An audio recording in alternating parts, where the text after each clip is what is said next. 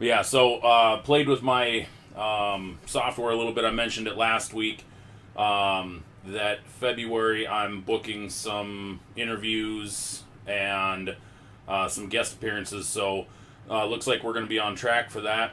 I'm going to be running some tests the next few days with it. So if you guys see any notifications pop up on your YouTube that I'm live, you can disregard it during the day. For the most part, it's just going to be me running tests with my software and a couple of people calling the meeting number to get set up. But yeah, so I'm looking forward to it. It's going to be a big step in the right direction for the show. I've already got a couple meetings, some company owners. I actually had one guy that a few of you probably know who he is on Twitter. I guess he represents somebody, and he reached out to me asking if I had a spot to do an interview with the owner of this company, this new app that came out.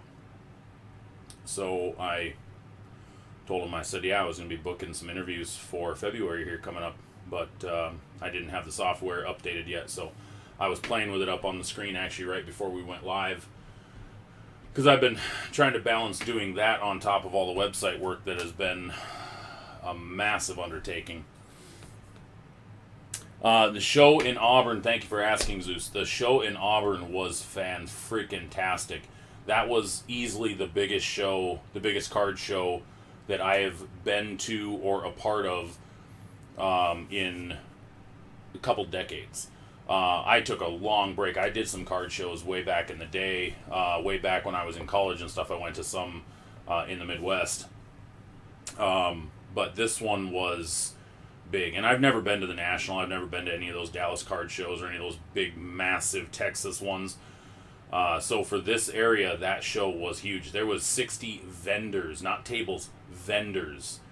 The guy that runs the show circuit has a wait list of 20 plus people that are asking to be vendors at this show. It is insane, and it was so busy. My wife comes and helps during the shows because we set up two tables. I've got the card side of it, and then I do the Funko side of it as well, because we move a lot of Funko Pops. And she was handling the Funko Pops. She also handles accepting credit card payments because the app is, or the scanner is tied to her phone, because for some reason it won't work on my phone. And at one point there was 7 people standing in line waiting to pay her for sports cards or Funko Pops. And there was it was crazy, and it just did not die. We still had people at 4:00 when the show shut down that were still trying to come and look at our table. So it was a lot of fun. From what I was told, this February's show is going to be just as big, if not bigger. The guy that runs the show is offering any vendors that if they want to bring their own tables, he'll give them a discount on the vendor fee, because he's hoping that he can get more of the wait list in there. So I might actually go buy a couple of 8-foot tables, because in a matter of 5 months, as long as I can pick the tables up for $40-50, the tables would be paid for in a matter of 4 or 5 months of doing the shows, provided this continues. But I don't see it dying, because it was, oh my god, it was busy. So, but it was a lot of fun. I mean, it was crazy. It was high energy. There was a lot of people. It was moving. There was a lot going on. A lot of people to talk to. There was a lot of first timers there. So it was a blast. It really was. I'm looking forward to the February show. And by the way, if not everybody probably saw the tweet, but I booked my ticket for the National this year. I'm gonna bite the bullet, and I'm going to the National this year in Chicago. So I just signed up for the Super VIP.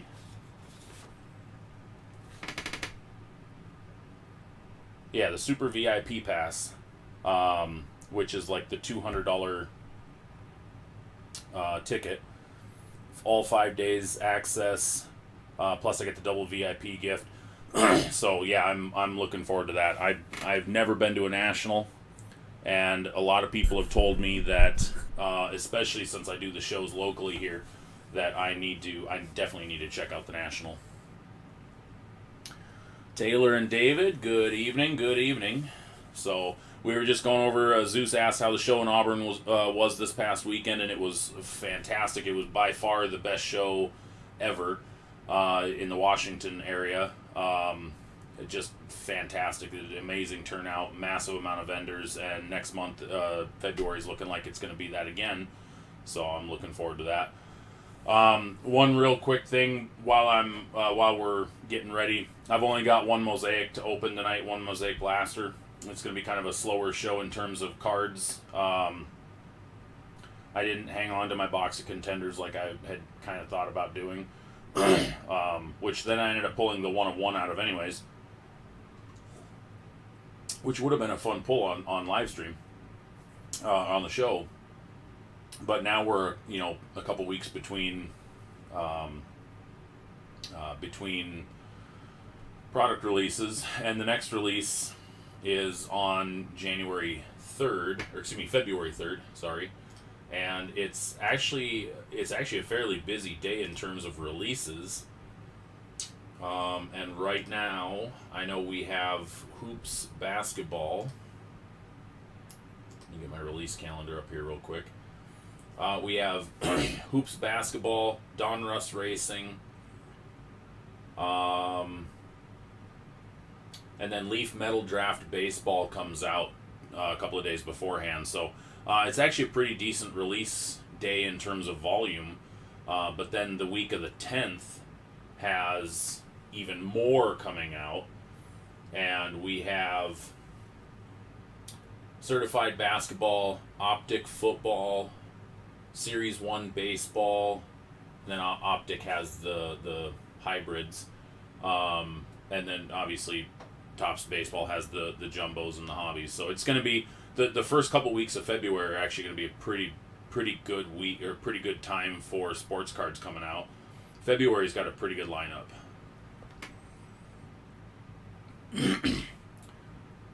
Yep, Panini signed the exclusive deal with UFC. If nobody saw that this morning, Panini signed an exclusive deal with UFC, so that means that Topps is no longer going to be producing UFC branded cards, which they haven't really done much of the last couple years anyways. I know a few years ago it was pretty big. They did a lot of the museum collection, Topps Chrome, Topps Finest, that kind of stuff, but I hadn't seen as much of that the last couple of years. I think it kind of died off, or Topps just, I guess, lost interest in doing it. But yeah, Panini picked that up, so expect them to release UFC Prism, UFC Optic, Donruss, all that kind of stuff here, probably before the end of this year would be my guess.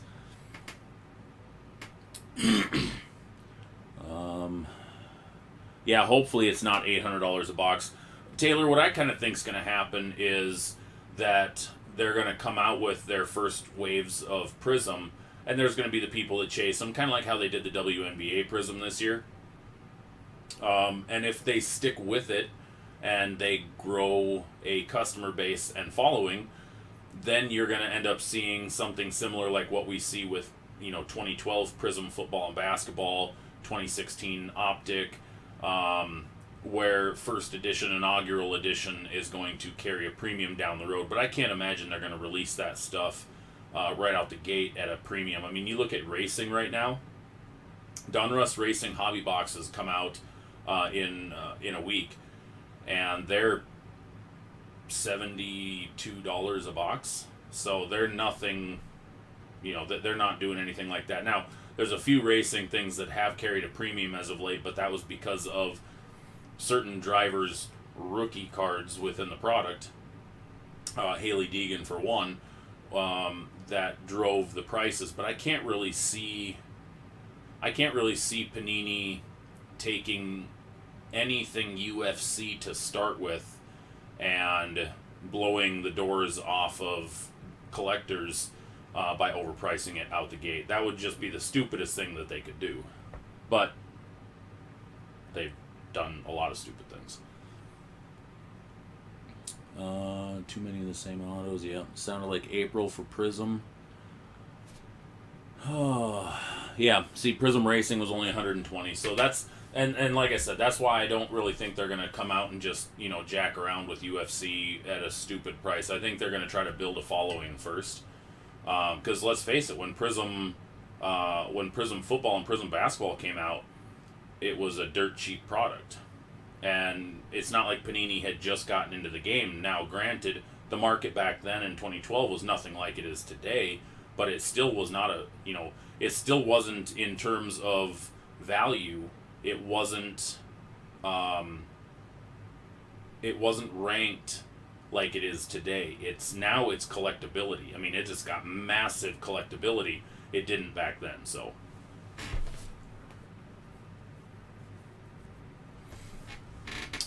Is there a big market for UFC cards? Angel asks.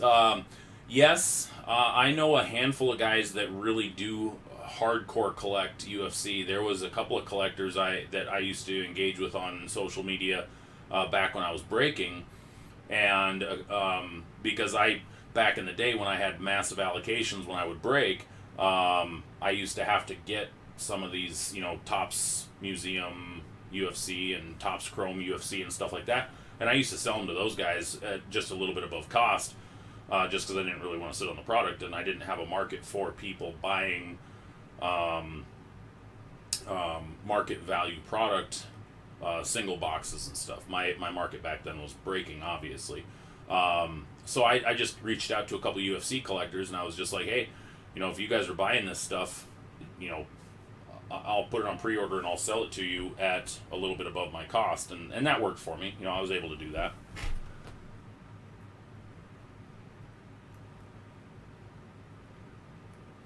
Sorry, guys. I'm adjusting my equipment here real quick. I noticed it's... Hang on.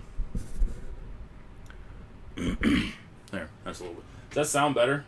It's kind of looked like the sound feedback looked kind of messed up a minute ago. Is that helping at all? Or did it sound fine to you guys to begin with? It just didn't look like it was right on my reader. But one thing to watch out for tomorrow morning on the Panini... what website's it on? Hang on.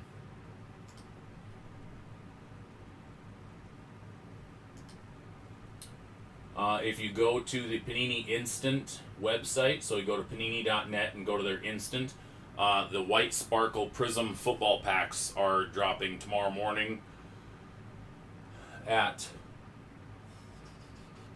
looks like they're going to drop around 8 a.m. Pacific time. They are showing at a cost of $125, limit 5 per transaction. And the White Sparkle packs look like they are 4 cards per pack. Here, I'll load this in for you guys real quick. Check this out.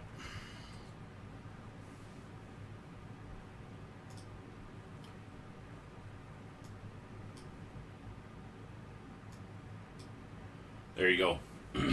4 cards per pack, 2020 Prism Football White Sparkle, $125, limit 5 per transaction.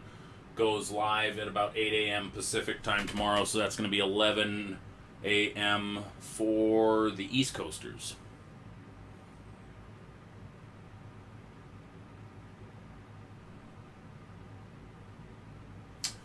So I will definitely be trying to get my hands on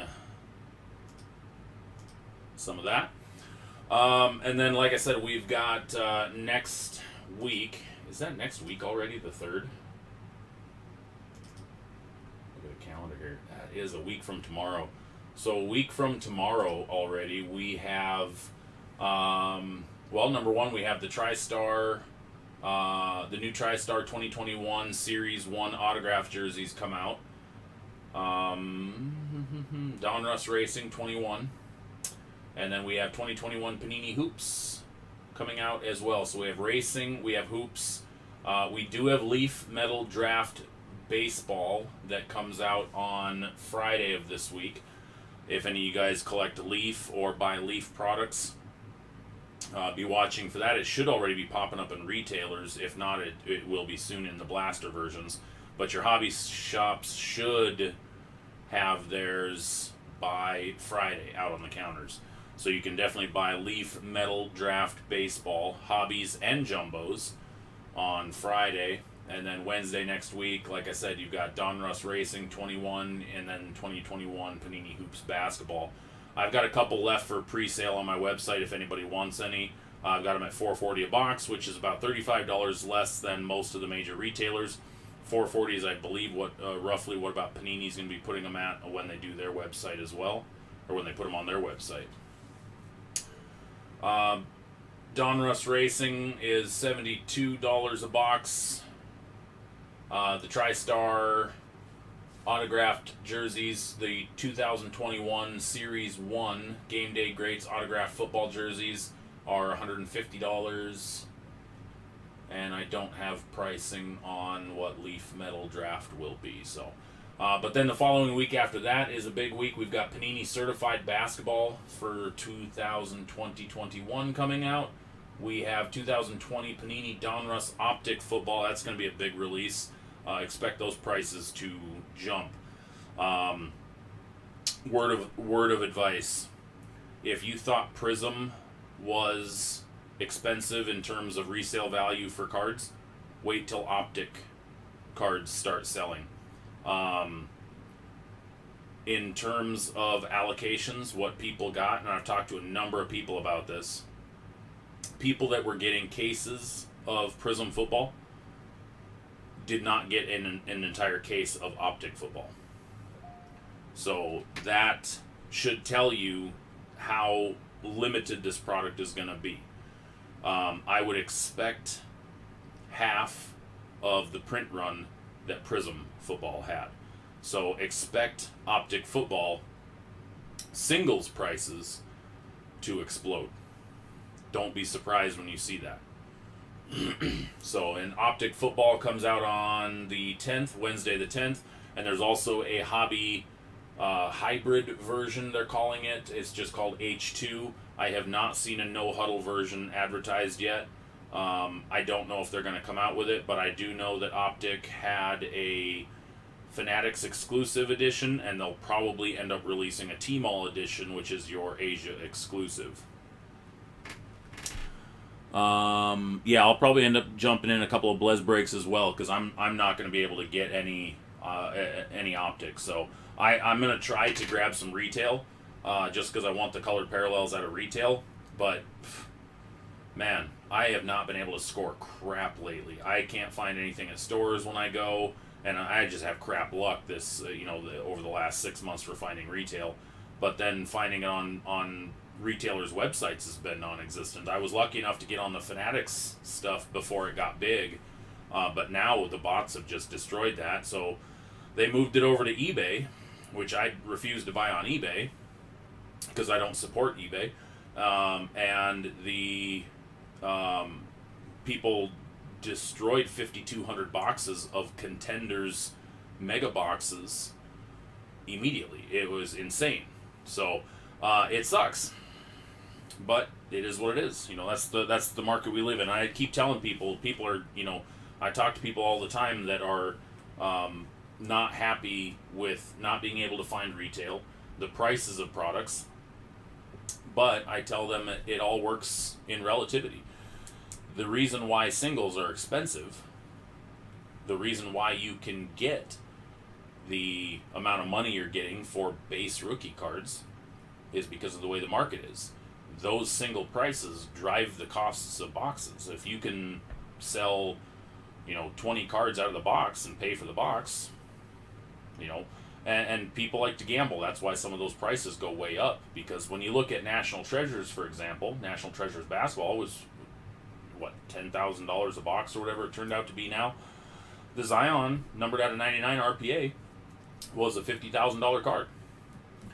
Well, that's the gamble of it. You're not going to break down every single card, every single box, and make your $2,000, $3,000, $5,000, $10,000 back.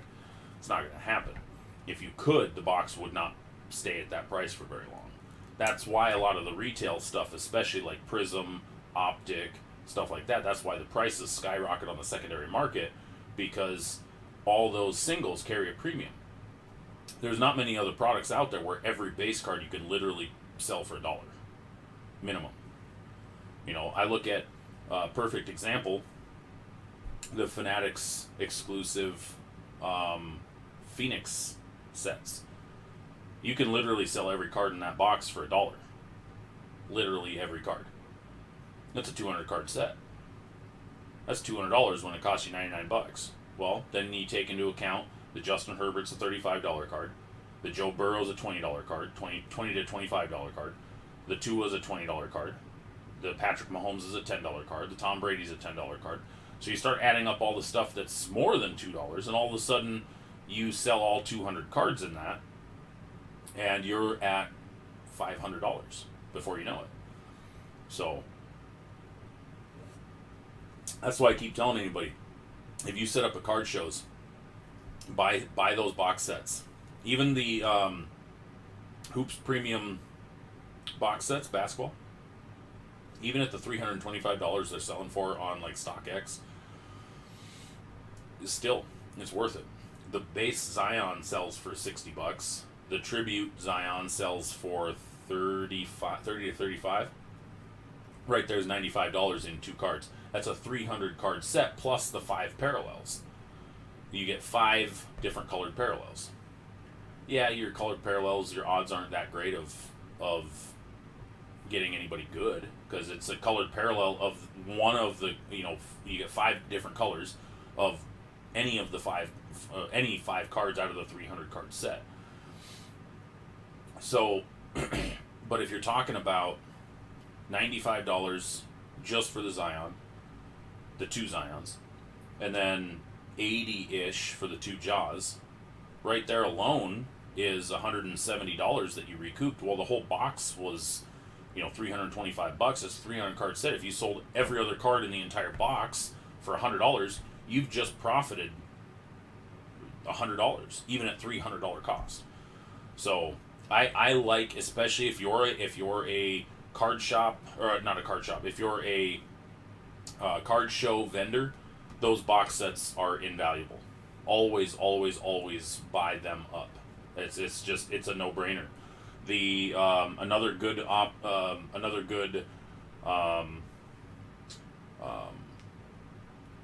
example would be the Optic Silver Wave Fanatics box set from basketball.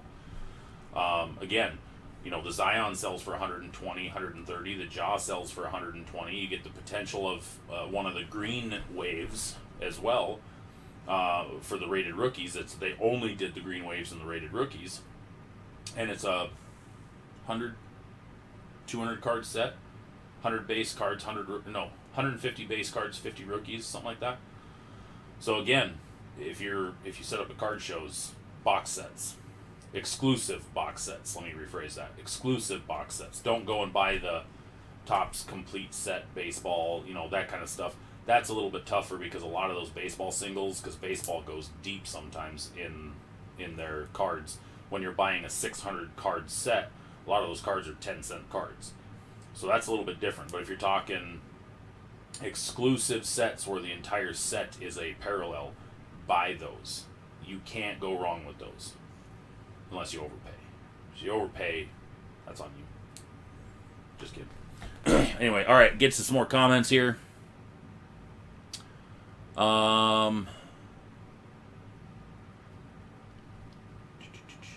Crazy pull, a buddy pulled from the On Horizon. I did, Taylor. The 1-of-1 Luka from On the Horizon set. Taylor's buddy pulled that, the 1-of-1 green Luka. I was hoping that whoever pulled that was going to be at the card show this past weekend, and they were going to take it around looking for offers. That's easily a $10,000 card. Hands down. No doubt about it, because the gold out of 10 sold for like $6,300. So yes, that's easily a $10K, if not potentially even $15K.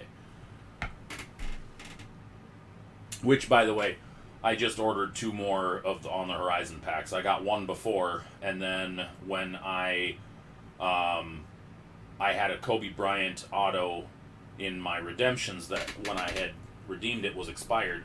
And I mentioned this before, and I think it might have been a little confusing for some of you guys. Back when I was breaking, I used to go to the GTS warehouse up in Everett, and when I used to buy from GTS a lot, and one of the warehouse guys up there would literally just let me walk through the freaking warehouse. This is how cool this was. I'd just walk through the warehouse, and I could look at any of the old product they had, and so I would find old boxes, and basically what I had to do was I had to go bring up whatever I saw or write it down, and then go check and see if it was committed to somebody. If it wasn't committed to somebody, it was fair game. I could buy it. So back then, I bought some boxes, and some of you guys might remember, I broke some of the 2012, 2013, 2010, 11 type stuff. I had broke 2012, 13 Crusade basketball. And it was this was in 2017. So I broke a couple boxes myself, and I ended up pulling, I think I did it even on my live stream, and I ended up pulling a Kobe Bryant auto redemption. And it was I think when I redeemed it, it was numbered at a 149, but it was already expired. It had been expired for 2 years at that point. Shit luck for me, of course. And so I just let it sit in redemption, hoping that just randomly maybe they'd send me my Kobe Bryant auto. And then, about 2 years ago, a year and a half ago, it was about 8 months before Kobe passed away, was trying to clean up some of my expired redemptions, old redemptions. I had redemptions from 3-4 years ago. And so I was messaging customer service, and I was talking to somebody at one point, and they were just well, your Kobe Bryant was expired, nothing we can do about it, blah, blah, whatever. And I was like, come on, this is Kobe Bryant. What can, help me out here. Oh, there's nothing we can do. Finally, I got somebody else that's well, we'll figure something out to help you out with. Okay, whatever. Don't hear anything back from them. They were supposed to send me some options. 8 months go by. Kobe Bryant passes away. And I'm a week later, obviously, it didn't hit me right away, but a week later, I'm son of a bitch. I've got this Kobe Bryant expired redemption that I'm waiting on. Email, nothing. Email again, nothing. No word from them, no response from them. They started addressing the Kobe Bryant autograph issue in 2020. They're going to get as many as they can taken care of, then they're going to figure something else out, okay? So I'm, patient. Obviously, it's been 5 years at this point. And so, end of last year, I messaged the Panini customer service on Twitter, and they're just hey, email David Shoup. And I'm okay, I've emailed David Shoup a dozen times over the last several years, and he never responds. If I get a response from him, it's pretty rare. He's lead customer service or something like that. And so I messaged him this long list of redemptions that I have asked for: rewards points swap outs, replacement card swap outs, and we're talking they've been in replacement status, not redemption status, but I asked for replacements for 8+ months. Nothing.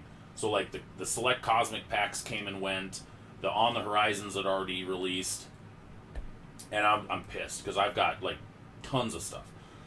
Message this guy. I'm hey, what's going on? Can I get some help here? So he finally responds. I'm holy crap, this guy is actually going to help me do this. So I give him these list of redemptions. He pulls up my account, and all of a sudden I start getting ping, ping, ping, email. He's updating my thing. All of a sudden I open up my rewards app, and all of a sudden, there's an addition. There's an addition. There's an addition. All of a sudden I'm up to 2,500 points, because a lot of them were cheaps. Yeah, I mean, it's not like they were anything fantastic. And so I get up to yeah, it was like 2,500 points or whatever it was. And I'm like, okay, cool. I'm going to get ready. I'll be able to get a white sparkle pack, the next time they do white sparkle packs here pretty soon. And I pull up my account, a bunch of stuff closed out, whatever. And I'm going through, I still have like 5 pages of open redemptions and factory damage cards and all this kind of stuff. And I find my Kobe Bryant sitting there in the middle of all this mess. And so I message him, and I was kind of like, hey, so, I mean, I know this was expired when I redeemed it, but it's like, it's been open for, 5 years almost. I was like, is there anything you can do to help? I'm like, I don't know if you can give me one of those snakeskin mosaic packs. Whatever works. And all of a sudden, like an hour later, bing, email comes through. Panini reward, or Panini replacement, blah, blah, blah, redemptions. Pull it up. It's the number from my Kobe. And I'm like, oh, okay. It's been updated. Okay. I go over to my account, and I open up the actual case for my Kobe, and it says swapped for points 13,000. 13000. 13,000 points. And I'm like, oh my god, that's $900 worth of points, roughly. I'm like, holy crap, okay. Alright, that's about the going rate for what those snakeskin mosaic packs were going for, those Kobe limited ones. Alright, I'll take that. So, fast forward to today, because I was waiting for white sparkle packs, thinking, hey, if these things are 2,500 points to 3,000 points like they normally are, I'm gonna be able to get like five of these packs minimum. And then of course I see the email from Panini that the white sparkle packs are going to be for sale, not for rewards redemptions. What? That sucks. That's a kick to the nuts. So, I went and bought 2 more on the Horizon packs today, and I still have like 7,000 points, 8,000 points left. But yeah, so I got 2 more on the Horizon packs coming. Thank you, Taylor, for the long-winded story, now that I was able to tell that because of the Luca 101. So yeah, I got 2 on the Horizon packs coming. Hopefully they'll be here in the next week. Maybe I'd even have them for Tuesday next week. I could do them on the live stream. Yeah, that's a lot of... I did open 1 pack before, and I got a Christian Pulisic and Minshew Mania. No parallels, though. So hopefully with 2 more packs, maybe I can pull something. Maybe I can get a good parallel. I'd love to get a gold of that. After I pulled the Russell Wilson gold kaboom, now I really want to pull a gold on the Horizon. Man, I missed a lot of messages. Let's see. Crazy pull. Yeah, I'll be all over the Blez breaks for Optic. Same here. Knowing the wholesale price for hoops. Can't believe the prices they're going for. Yeah, hoops. Not Donruss. Hoops isn't bad compared to Donruss. Hoops being, it's roughly, $70-ish a box wholesale. Being a $475. That's nothing different than what we've been seeing for stuff lately. I mean, when you look at Hoops Premium was the exact same price, wholesale. And that was a $350 out the gate product as well. So it doesn't surprise me one bit. Now, I will say a particular large retailer's response to the Donruss pricing being $1,200 was complete bullshit. And anybody who buys into their crap when they spout it like that, saying that, well, we raised our price because our allocations went down. Yeah, that's not how that works. It doesn't go like that. So, yeah, the Donruss basketball pricing is ridiculous. Yeah, it's just stupid. There had better be freaking gold in every single damn one of them boxes.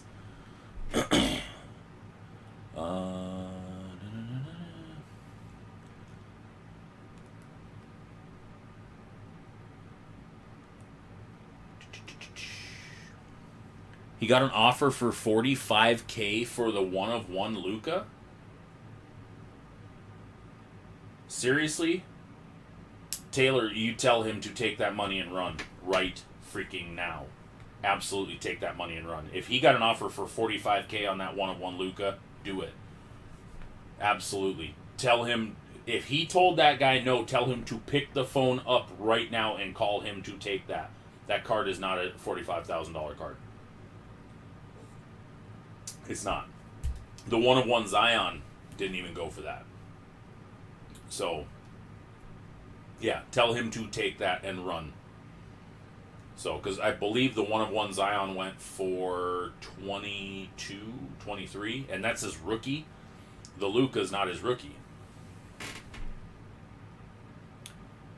Oh, so he actually sold it for that. So the guy, he accepted the offer of $45K. Holy crap, that's awesome. That is awesome.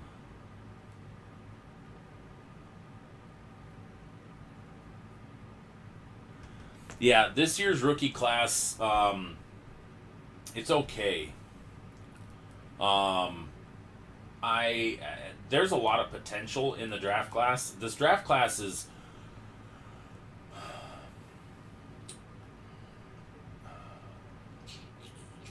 how do I put this? This NBA draft class, we are in we're in the midst of a changing of the guard, I'm going to call it.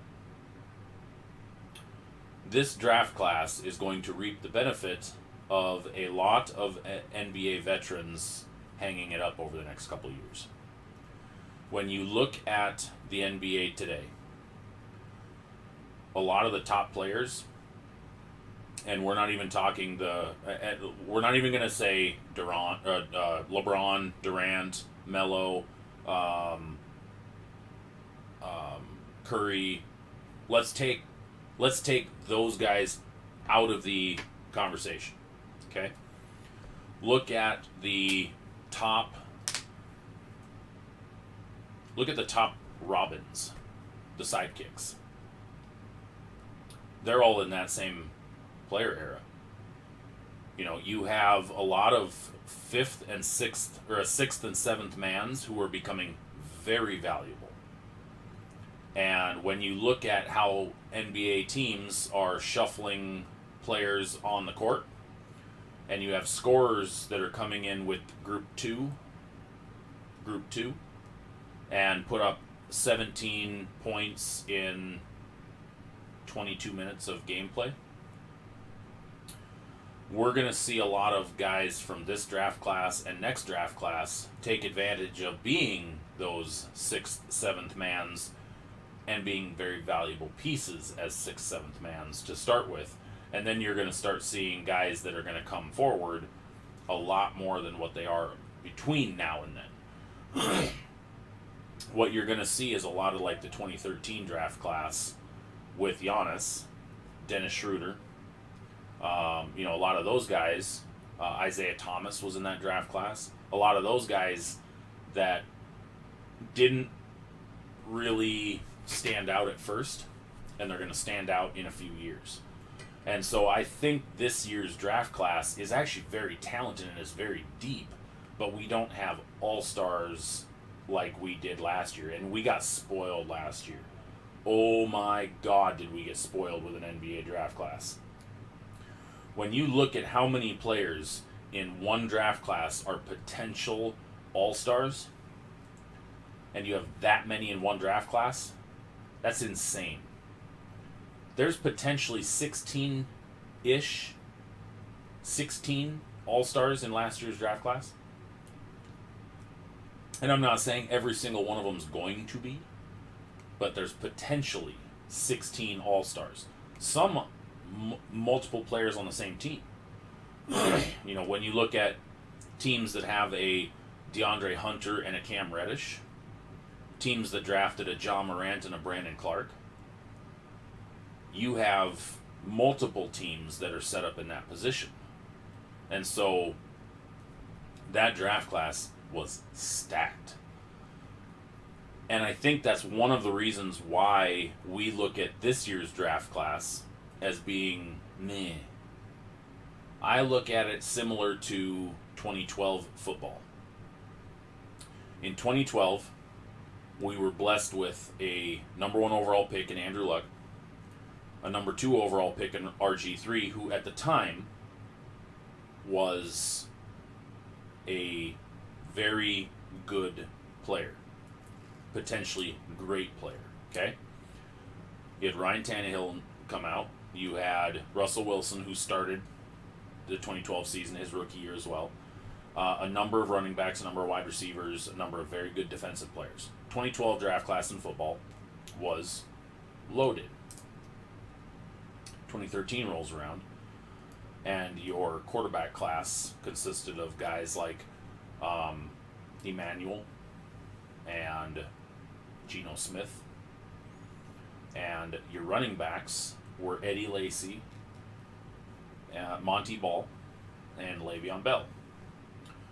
Your wide receivers were DeAndre Hopkins, Keenan Allen,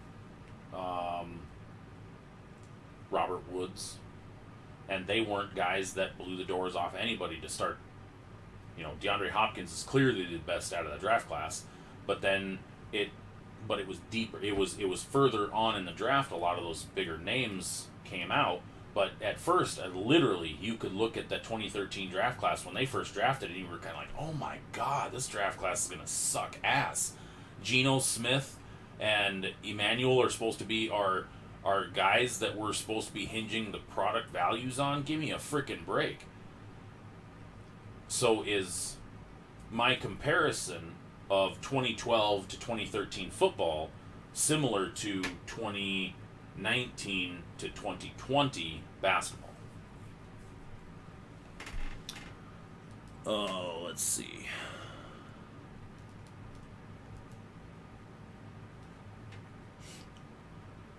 LaMelo's gonna be good. He is. I'm not gonna argue that. I watched the kid play a few games now. Actually watch, not just stat check. As much as I love to stat check, LaMelo's got good vision of the floor. He sometimes gets a little loose with his shooting, I think I would call it. I've watched him take some bad shots. I've also watched him take some shots that I know he can knock down that he misses completely, and I don't know if it's that he's just not in his rhythm or whatnot, but again, I think the term loose on his shots would be a good way to put it, but he's got incredible vision of the floor. And you can see that every time he steps on it. He knows where his teammates are at any given moment. I think he could end up being an elite passer for sure. I just saw that today that Lonzo is potentially on the trade block in New Orleans, so we could see a two balls on the same team. There's a lot of jokes that are going to get made. The Ball boys, the Ball brothers. Yeah. Shots dangling, balls hanging. Oh, man. All right. Turf at Washington. Yeah. And see, that's the thing. And not trying to dwell on the 2012 draft class at all. RG3 got destroyed because of Washington's arrogance and their unwillingness to play Kirk Cousins in the playoffs. RG3 came into that Seahawks game already hurt, and his value was running the ball. He was the Lamar Jackson before Lamar Jackson was Lamar Jackson. And RG3 killed people with his legs. More than Russell Wilson killed people with his legs. More than Lamar Jackson kills people with his legs. More than anybody else was at the time, especially at the time. And RG3 could also throw. And that was the one thing that a lot of people really took notice of with him was that he was accurate. And but the part of it though, what kept defenses struggling against him was the fact that they had to play up to protect against him taking off.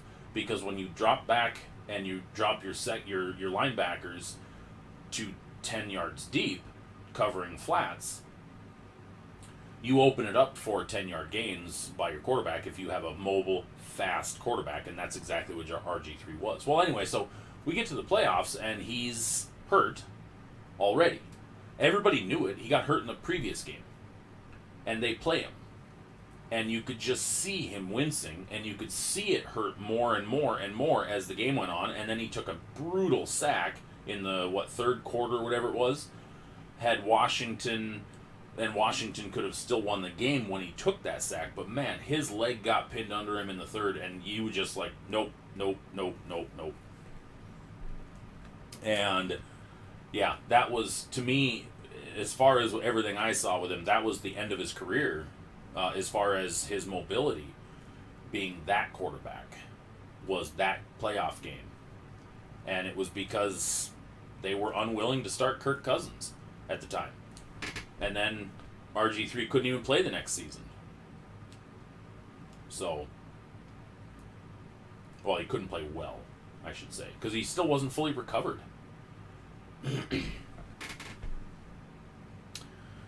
Oh, let's see. Bowl game against UW was crazy. RG3 accounted for 7 touchdowns. Yep. Yeah, that was... He was insane.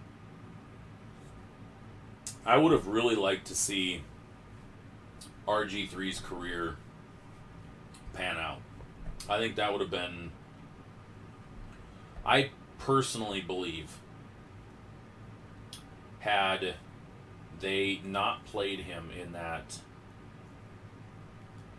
If they had not played him in that postseason game, in that playoff game, I personally believe RG3 would be talked about today in as much reverence as people talk about Patrick Mahomes.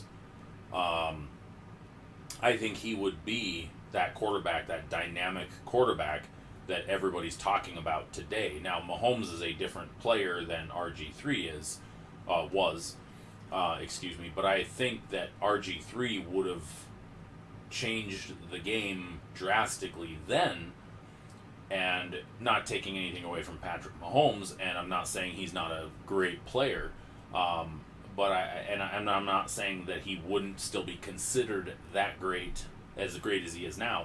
I'm just saying I think RG3 would be in that conversation had he not been forced into playing in that playoff game. I don't even want to say forced, because I wasn't in the locker room, I wasn't in the coaching staff, so I don't know, but had they not played him in that playoff game where he essentially killed his career. Speaking of playoffs, we witnessed a couple of really good playoff games this last weekend. And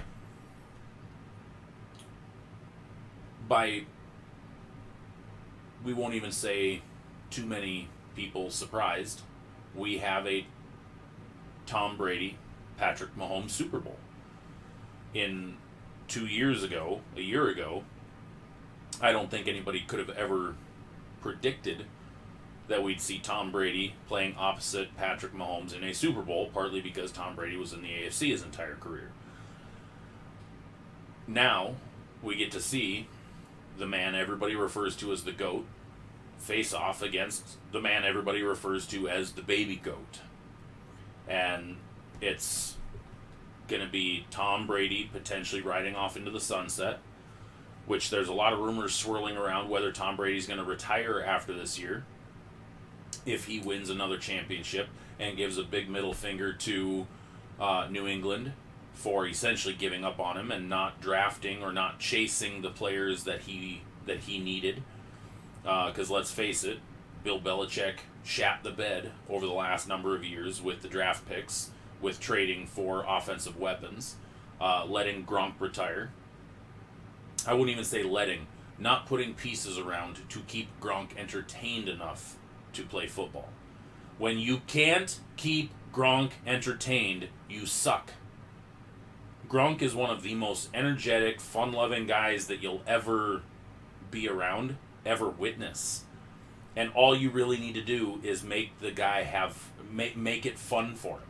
And Belichick couldn't even do that with Brady at quarterback. So, anyway, instead of the Patriots getting Stephon Diggs, instead of them drafting a good wide receiver, instead of them getting any other talented wide receivers, not just the garbage leftovers from other teams, like, what we've seen, the wide receiver carousel coming in and out of New England for the last 8 years, 9 years, 10 years, the rejects from other teams that have to play second fiddle to a Julian Edelman, to a Randy Moss, to the tight ends, Gronk, and at the time Aaron Hernandez, guys like that have to play second fiddle, and New England refused to get a high caliber receiver, and the next day Tom Brady's like, nope, I'm out. They were in the runnings for Stephon Diggs. Could you imagine Tom Brady throwing to Stephon Diggs in Bill Belichick's offense? We'll just call it the Tom Brady offense. I don't give a crap, whatever. But could you imagine Tom Brady throwing to Stephon Diggs and Julian Edelman and Gronk? Another Patriots Super Bowl. Whoop-de-doo. But it would be insane. I don't even want to think about it. So, Tom Brady goes to Tampa Bay. And Bruce Arians lets Tom do what Tom does. What does Tom do? Tom plays in Super Bowls. Tom wins playoff games. So, we get Mahomes versus Brady, which they played earlier this year to the Chiefs winning. And now we're going to see if the defense learned anything. We're going to see if Tom Brady learned anything playing against Kansas City's defense. It's going to be a good Super Bowl. I think it is. It's a lot of people are upset with this because we always see Tom Brady in the Super Bowl. Yeah, but we don't see the Bucs in the Super Bowl. I mean, last time we saw the Bucs in the Super Bowl, I was in college. That's how long ago it was. Sure, Kansas City in the Super Bowl last year as well.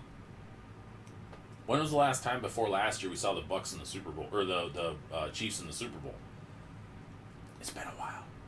I'm okay with the Chiefs having a dynasty for a little while. I'm okay with them, being a tough team to beat. Because if you think that not having competition makes your team better, you suck. You don't know football. You don't know sports. You want to play against the best. I don't want a lackluster division. I don't want teams that are, below 500 as my entire opponent's schedule the entire season. I want the team that I root for to go out and whoop the shit out of teams that are contending for titles every year. I want my team, even if they finish 10-6, I want them playing teams that are above 500 on a regular basis. Because that's your litmus test for whether or not they're going to make it in the playoffs. If your team goes out and beats 13 sub-500 teams and loses to 3 above 500 teams, what's going to happen in the playoffs? You're going to get your ass handed to you. Give me the Tom Brady's. Give me the Patrick Mahomes's. Give me those teams that I have to play every single season. There's a reason why I'm an AFC North guy. AFC North. Because the Baltimore Ravens are competitive. The Cleveland Browns are now competitive, and I enjoy it. The Bengals, I hope, get back to being competitive. Now, is there a chance they're going to be the bottom dweller for the next several years? Absolutely. Are they the next version of the Cleveland Browns? Could be. I think Joe Burrow's fantastic. I think he's a very talented quarterback. I just think they also drafted a quarterback a year too early, and that's why Joe Burrow got hurt. Because they had no offensive line for him. He was a top 5 sacked quarterback in the NFL prior to getting hurt. And I said this at the draft. Don't draft him. Draft Chase Young. Improve your defense. Use your second pick to draft an offensive lineman. Improve your line. Next year, in a loaded draft class of quarterbacks, as we have talked about on this show, we have talked about the quarterback saturation point and how many quarterbacks are going to be available. They could have very easily lost this year like they did with Joe Burrow even. And then they could have drafted Trevor Lawrence or Justin Fields or, Bryce Wilson or whoever the guy may be. Or they could have upgraded in the draft and traded up and gotten the number 1 pick.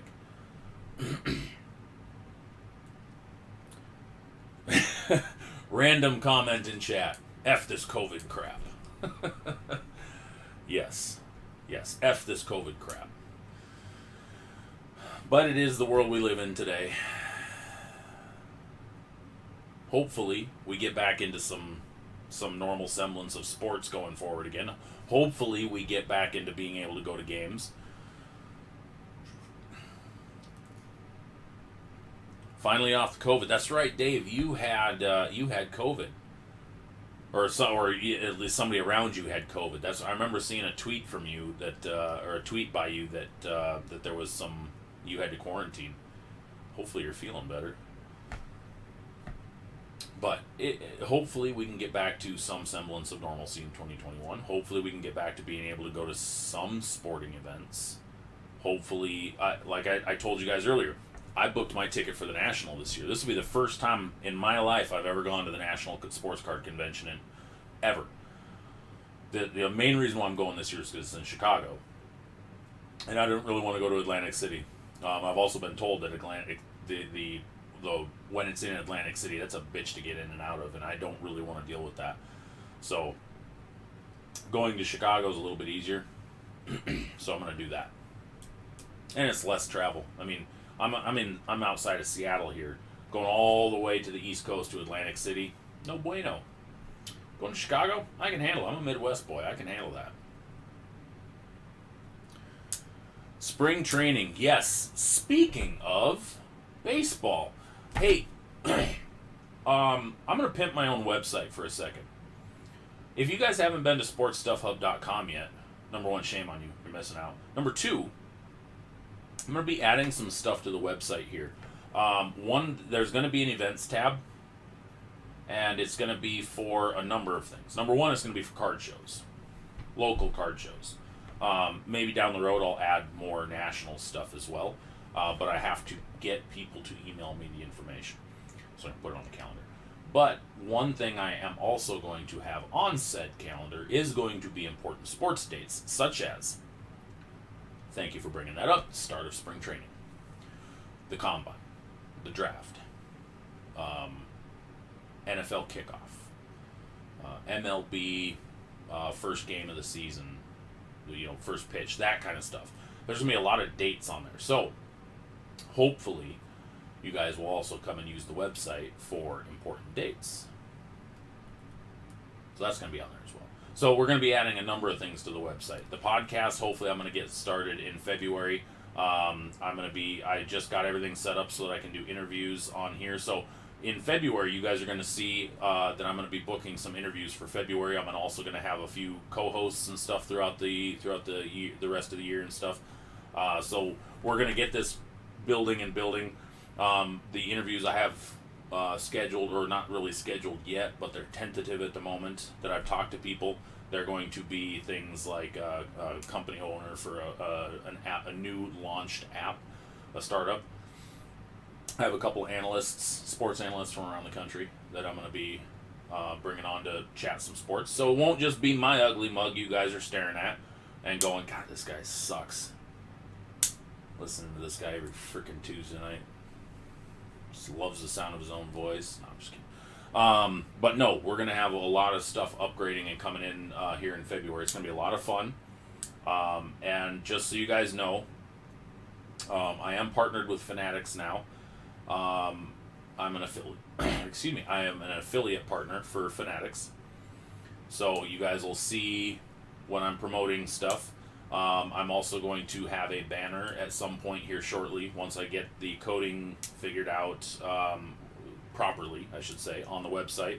So there's going to be some links to some Fanatics stuff through my website. And hopefully, in the future, I also get approved for the ambassador program as well, so which would be more like sponsorship. So, getting a couple things rolling with Fanatics to start with, and hopefully that matriculates into bigger and better things. Because the more stuff we do, the more stuff I can give away on this show. And that's what's fun, giving shit away. And that's what we're going to try to do. We're going to get some good sports chat going the rest of this year, because we're still early in the year. It's only January, damn it. We're going to get some good sports chat going this year. We're going to get some good interviews going. And we're going to give some good shit away. Also, working a deal that potentially I can get Ultra Pro on board for sponsorship as well. So, there's that. Anyway, website. We will be adding the events tab. I'm also going to add a My PC tab just because it sounds fun. And I'm going to add a photo gallery only page, where it's only a photo gallery of fun cards in my PC that you can't buy from me. Not in general, but you can't buy from me. My store will have the stuff for sale. My collection tab will have, I'm going to maybe add a couple cards a week to it, type of thing. So everybody can go in and kind of take a look at some of the fun stuff that I collect, which is mostly going to be Steelers and Mariners, and only a few of you guys even give a crap about that. But it's going to be fun. So we're going to do some My Journey stuff. We're going to have some more articles printed here shortly, working on a couple of different things. And I'm thinking about documenting my first national, which means I'm going to have to buy a camera. I just use my phone, screw it. I just use my phone. I'm going to upload the videos. I'll have some fun with it. If anybody's going to the National, though, let me know. Because I want to link up with people at the National. I want to talk to people. I want to meet people face to face. Hopefully, by the time the National rolls around, I'm going to have some swag. Shirts, hats. I asked for my badge to say Sports Stuff Hub Ryan. So, fun stuff like that. So if I'm gonna try to do a live show or at least a podcast from the National. Fun stuff like that. So yeah. I do know that a few people that are going to the National, obviously, a lot of you guys know Ivan from aka at Watch the Breaks on Twitter. And then also Collectors Corner Northwest is going to set up a booth, vendor table at the show as well. So if you are familiar with Collectors Corner Northwest, they will be at the show as well. Yes, David, chest to face. A lot of people don't realize how big I am. I'm a pretty tall dude. And I know a lot of people say that when they're like 6'2", 6'3". So, yep. It's surprising a lot of times when people meet me. Because I honestly, no joke, and I don't want to, I'm not trying to brag about my height by any stretch of imagination, but I'm 6'9". And a lot of people don't realize when they meet me that I was going to be so big. So it's fun. It is funny seeing people's reactions when they meet me for the first time. So, but oh yeah, let's see here. What else we got? Dave, yeah, you've been in Arizona for 2 years. Asshole moved away from Washington, moved down to Arizona. Lost one of my sports buddies up in this area. Oh man, all right. Well, you know what? It's 7:07. Let's get to our box rip real quick, and then we'll take it from there. Sound good? Sounds good. Let me get some shit swapped around here real quick. 1 second.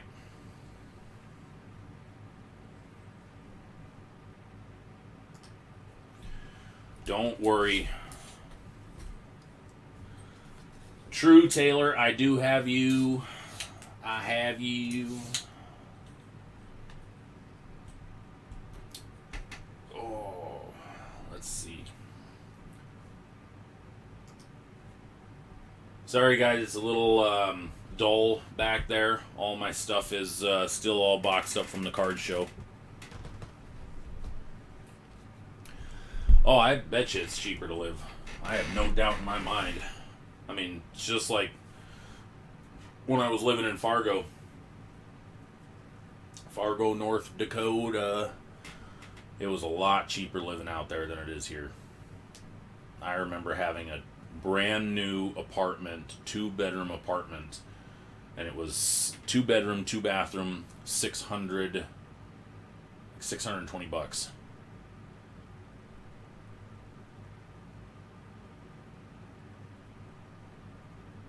Yeah, Jordan. Yeah, guys, Jordan's like 6'2" as well, and so it's like a lot of people like to when they're 6'2", 6'3", they're like, yeah, I'm pretty tall. But Jordan's known me for shit almost 20 years, 19, 18 years, something like that. Jordan's a former roommate of mine, and so when you I get it if you had never been around people that height. Like if you're 6'2", 6'3", and you've never been around people who were 6'8", 6'9"-ish, you tend to think you're tall, but then you meet people that are that tall, and it's like, no, you're really not. Yeah, Jordan, I heard that it's not as cheap in Fargo anymore, which makes sense. I mean, I got a lot of family and friends back there, so it's gone up, and a lot of people are moving there. It's becoming a desirable area to live. I never thought I would say those words in describing Fargo, North Dakota. All right, so we're going to get to this. We're going to just rip open one box of Mosaic Football 2020 Mosaic Football Blaster. 4 cards per pack, 8 packs per box. No guaranteed autos in this stuff, but we're guaranteed some different parallels, 4 Mosaic parallels. We're going to be chasing the orange fluorescent parallels. And then there's also some retail exclusive autos that we can be chasing. But again, with retail, I never expect to hit the chase items. It's pretty rare.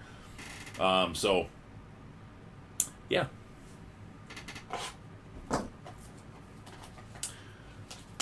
Taylor, you played college ball, huh?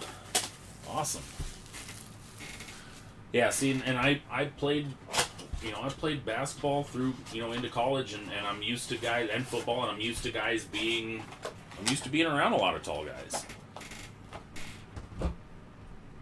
Man, you know what? I oiled this chair, and I thought it was better, and now, of course, as soon as the show is going, it's no longer, yeah. Yes, always fingers crossed. Alright, so if you haven't seen Mosaic, which I'm sure 99.9% of you out there have, Landon Collins starting it off. These are your base cards. Landon Collins, Le'Veon Bell. We get a Cam Akers to start off. Cam Akers, base rookie. And we get a Touchdown Masters, Patrick Mahomes. That's a good one to pull right now.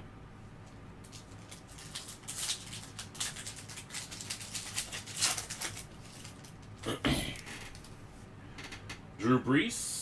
Calvin Johnson, Thurman Thomas, and we get a green of Anthony McFarland. Steelers rookie running back.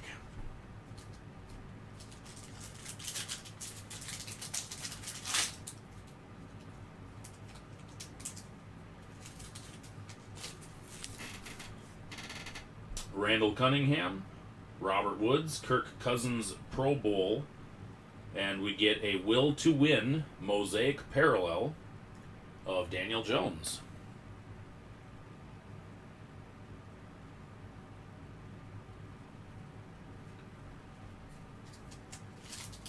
DJ Daniel Jones. Yannick Ngakoue, Darius Leonard, Deion Sanders, and we get a green of Darren Waller.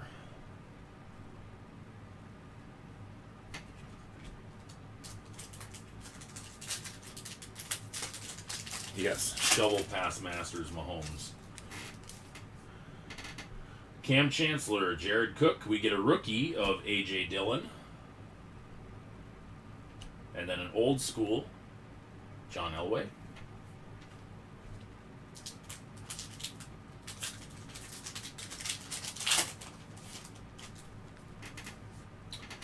Dalvin Cook, Aaron Rodgers, Christian McCaffrey, and a green, Jason Witten.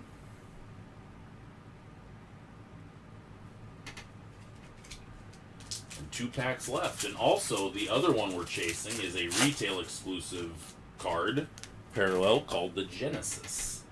Cooper Kupp, Rod Woodson. We get the Hall of Fame of Michael Irvin, and then we get the Flea Flicker for the Cardinals. Kenyon Drake, Kyler Murray, Larry the Fitzgerald.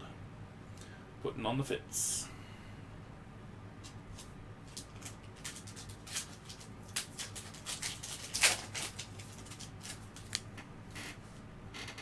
Jamal Adams, Emmitt Smith, Mark Andrews, and our last card is a parallel mosaic of Marshawn Lattimore. So that was our one box of mosaic football. You know what? I'm going to do one more. Let me grab it real quick. Hang on 1 second.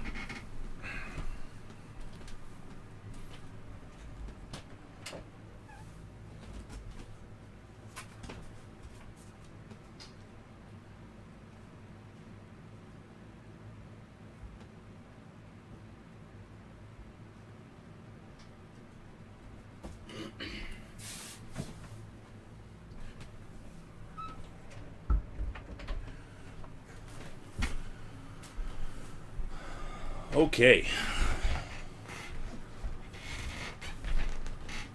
Well,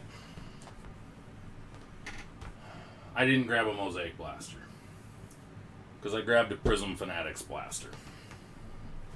We're going to rip open a box of Prism Football Fanatics Exclusive Edition. Just because I feel like it. These have orange ice exclusives. No guarantees on autos, but we get one rookie memorabilia card per box. Sponsored by Fanatics. Except this one I had to pay for. That's fine. It's all good.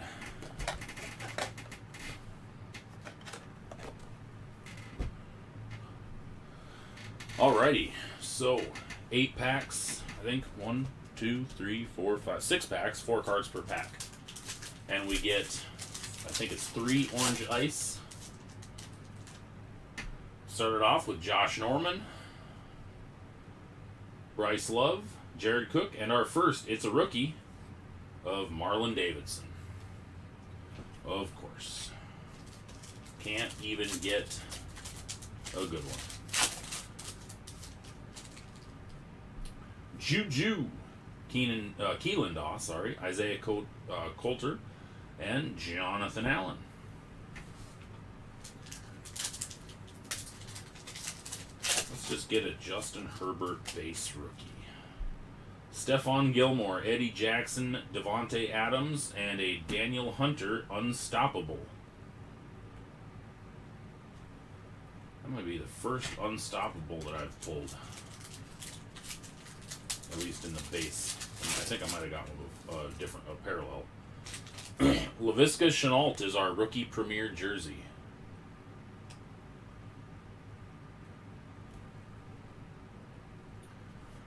And our base, Laramie Tunsil, Blake Jarwin, and rookie, Colin Johnson. It's only our second rookie card.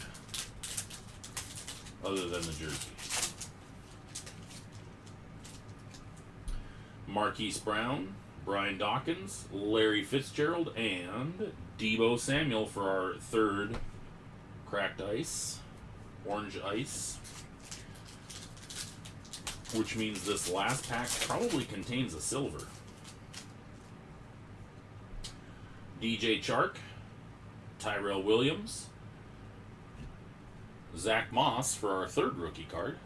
And our last is a silver Baker Mayfield.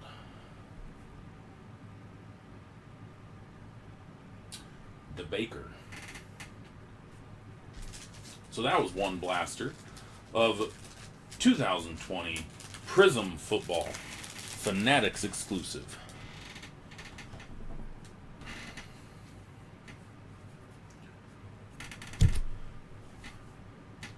Third year Baker.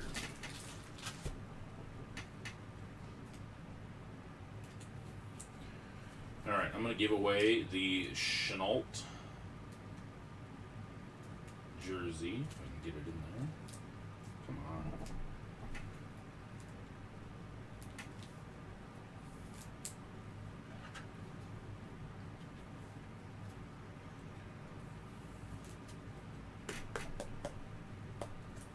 Going to give away the Chenault jersey.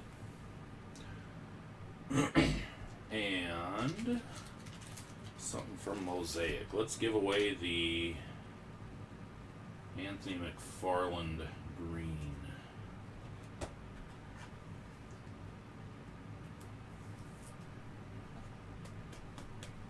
Alright. So we're going to give away McFarland and Laviska Chenault. Is the only color parallel of a decent rookie. When I saw the back of the Baker, I only saw the orange like that. I just saw this. For a second there, I almost thought it was the silver Burrow. That'd have been pretty awesome.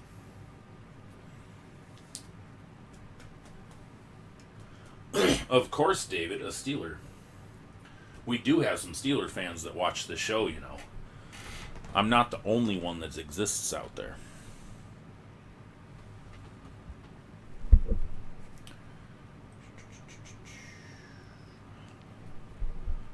Alrighty.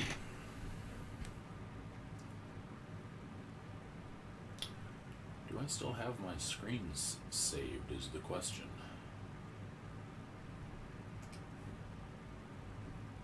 Yes and no. Dice roller.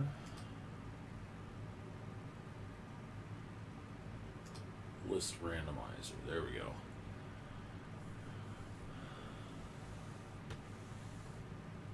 No worries, Taylor. I still have your stuff from your winnings, too. They're in your box, the Fantasy Sports Breaks box. All right, everybody that's on, throw your name down.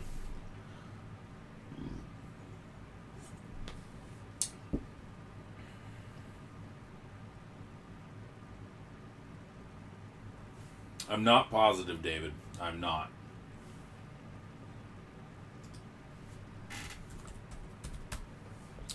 Donnie's in. Shane is in. Zeus is in. Oop, okay, that didn't hit enter like I thought. Wow, I can't type.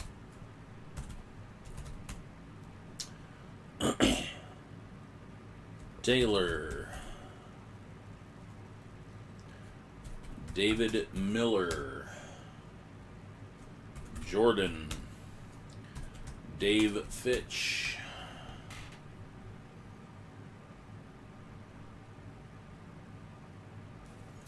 Steve,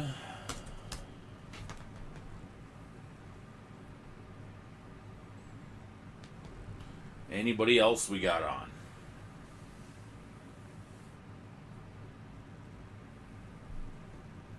Yeah, it didn't even pull any Seahawks today at all.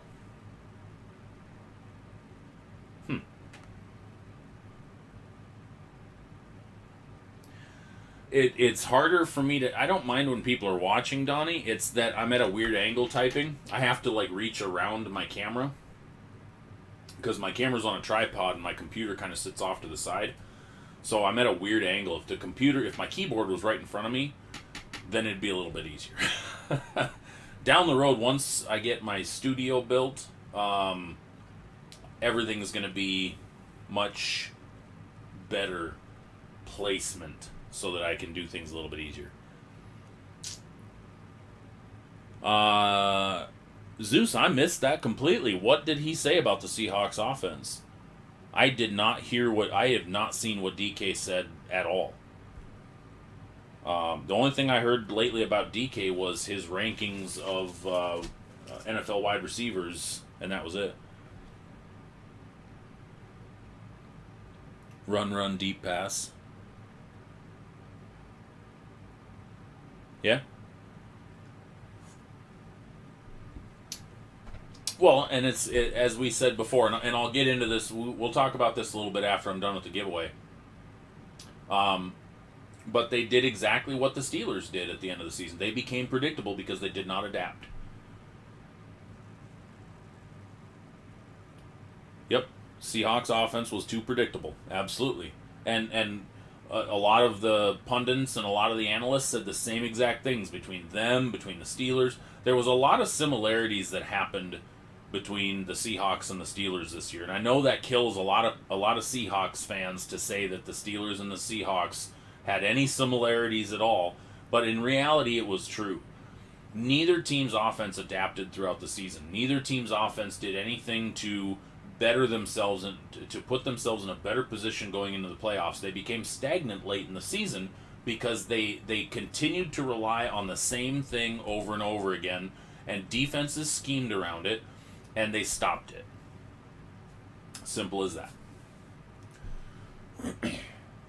Okay, so I think we got everybody in, so we're going to roll the dice.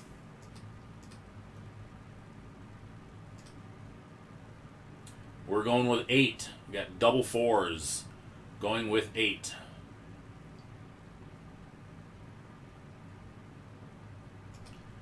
Okay, so we're going to randomize the list 8 times. Good luck, everybody. 1, 2, 3, 4, 5, 6, 7, and lucky number 8. Good luck. Donnie taking the number 1 spot, getting the LaVisca Chenault. Jordan, the number 2 spot, winning the Anthony McFarlane. Congratulations to both of you. Donnie, message me your address on Twitter, because I think this might be your first win. I don't remember. I can't keep them all straight. Congratulations. Message me on Twitter. Make sure that you claim your prize and get the address for you so I can ship it out to you.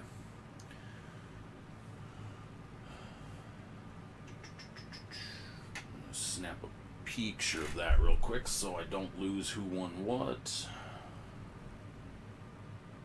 Boom. And boom. Simple as that. Done and done. Oh! Yes. Donnie, I think I do, actually. We'll figure it out later, Donnie. It's not like I'm not going to talk to you again. Anyway, so give me 1 second here. I'm going to block out the camera again real quick. I'm going to switch it around. Oops.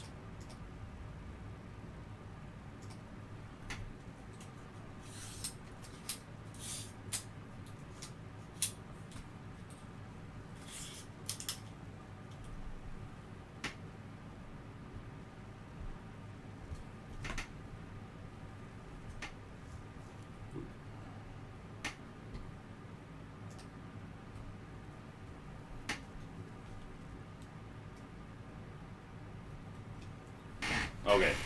Zeus, you brought up a great point with that, and I appreciate you bringing that up because I always like having the interactions of the viewers as well. And again, something that was discussed a lot about. Lack of creativity, or unimagination, if you will. When there's certain things that you can do in football that you can do, or in any sport, that you can do over and over and over again. And if somebody can't stop you, they can't stop you. If you game plan properly, but it's the same effect of what you're good at, teams struggle stopping.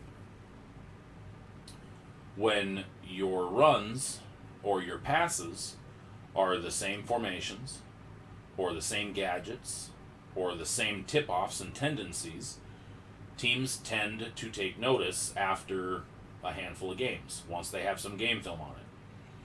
Offensive coordinators struggle when they are the ones calling the plays, especially. They struggle when they lack the ability to adapt, such as Bevel, such as Schottenheimer, such as Adam Gase, such as Anthony Lynn, such as Randy Fiedler.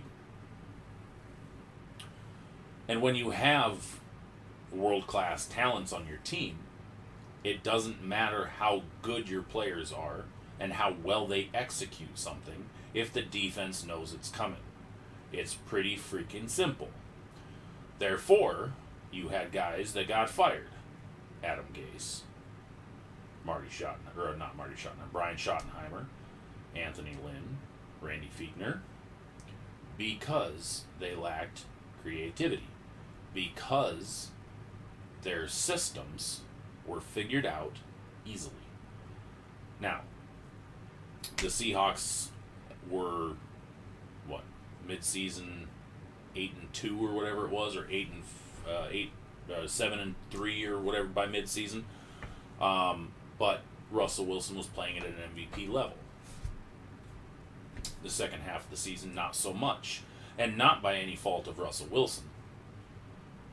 When he is not allowed to do things, or I wouldn't even say allowed, when he is coached to do things that detract from his skill set, and he's not able to, and he's not given the keys, so to speak, to improvise, it limits what he can do. And we've all seen what a guy like Russell Wilson can do when he's improvising. So when a defense is prepared for every move that an offense makes, because they're not going to do anything other than that, it's going to make the offense look really bad, even against mediocre defenses. So, predictability. Ben Roethlisberger is a prime example as well. When Ben Roethlisberger goes into no huddle and calls his own plays, and as Chase Claypool said it, essentially he draws plays up in the dirt. It's like backyard football. They scored a lot of points. He moves the ball. We've been saying that about him since the Todd Haley days, because Todd Haley's offense was very stagnant as well. Randy Fichtner's offense, very stagnant, very predictable. Same type of thing. Therefore, bye-bye OCs. Get some creativity in there. Now, the one thing that if you guys hire Adam Gase as your offensive coordinator, you will not hear the end of it from me. Every one of you Seahawk fans, I will be rubbing that in your face that Adam Gase is your offensive coordinator. Unreal that they think that that is a good potential fit. Because the words that were used with Pete Carroll was they are exploring creativity and new looks for the Russell Wilson-led offense. And if Ryan Tannehill and Sam Darnold are any indication as to how Adam Gase handles a quarterback, you guys are fucked. Sorry. Oh, man.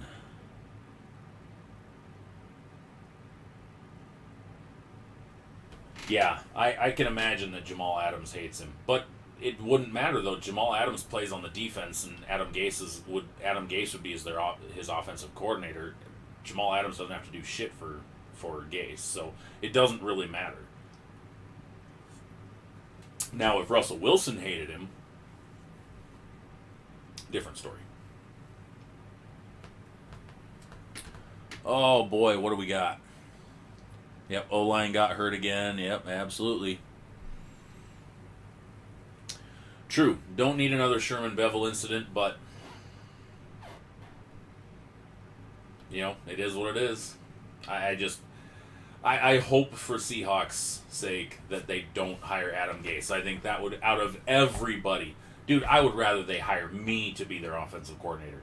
I would rather, dude, any of you guys watching, I would rather have you guys be the offensive coordinator than Adam Gase. Give me a freaking break. He's got a decent track record as OC. Decent. Let's be very clear about that. Decent. Not like... And look at who his head coaches were during his time as OC. Let's take a peek here.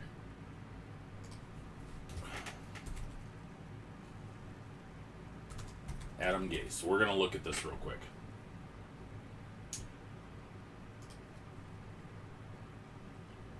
Adam Gase, as an offensive coordinator, was Denver Broncos from 13 to 14, which was the era of...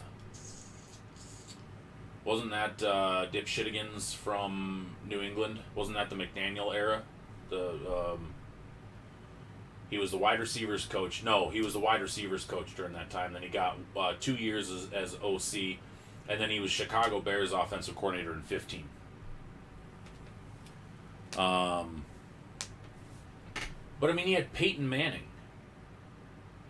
So, yeah. But really, how much was he play calling during that time though? That's my question. His offensive assistant, quarterbacks coach, offensive assistant. He was a defensive assistant at LSU. Interesting. He takes credit for Peyton Manning. Oh my God. Give me a freaking break. That would literally be like Bruce Arians taking credit for Tom Brady's career. Playing 1 year with the Bucks.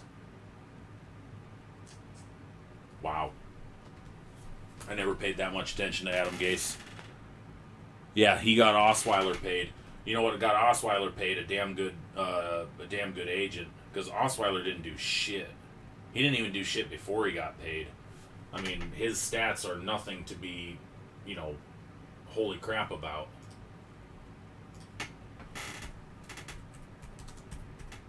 Brock Osweiler.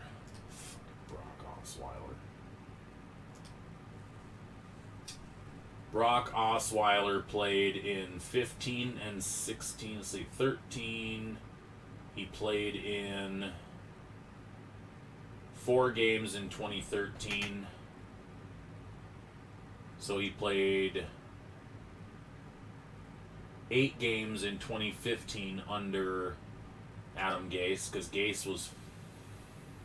No. Gase was gone already.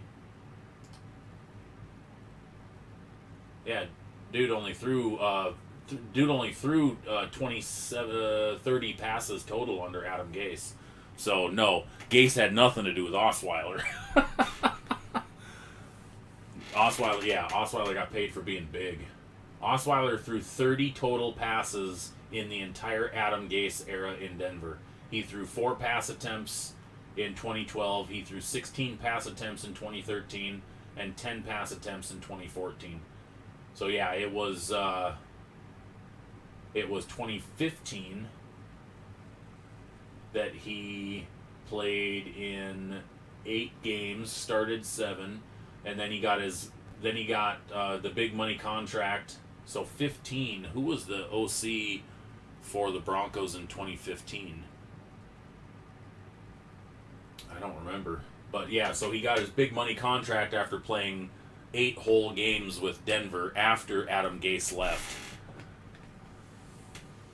So, God, freaking Brock Osweiler. That's one thing I did not ever expect to talk about Brock Osweiler on this damn show. Look what you guys made me do. Shit. speaking of, hang on, guys, I got something for you. Speaking of, so a number of years ago, I'm going to tell you a little story real quick.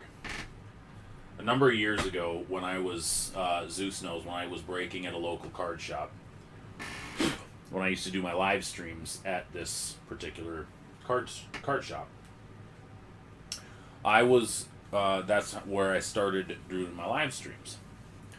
And when I had a buddy that lived up north, and he still does, he lives in the Shoreline area, and his name is Brandon. And I've known Brandon for a lot of years. He's a very, very good friend of mine. And Brandon and I used to play football together.